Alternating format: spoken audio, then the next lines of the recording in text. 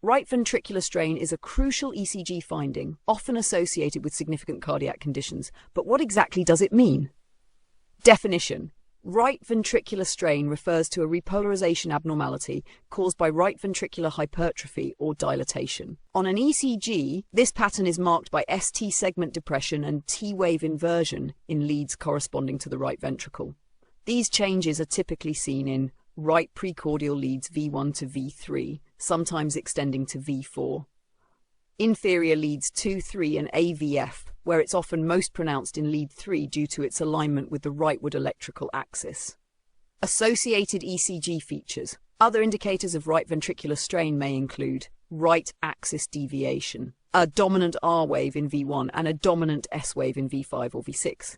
This contrasts with left ventricular strain, where ST and T-wave changes are present in leads like I, AVL, V5 and V6. Right ventricular strain often arises from conditions causing elevated pulmonary artery pressures, whether acute or chronic. These include pulmonary hypertension, mitral stenosis, pulmonary embolism, chronic lung diseases like cor pulmonale, congenital heart defects such as tetralogy of Fallot or pulmonary stenosis, and arrhythmogenic right ventricular dysplasia or ARVD. Examples. Example 1. In this ECG, we see ST depression and T-wave inversion in leads V1 through V4 and lead 3. Additional features such as right axis deviation and a dominant R wave in V1 confirm the presence of right ventricular hypertrophy.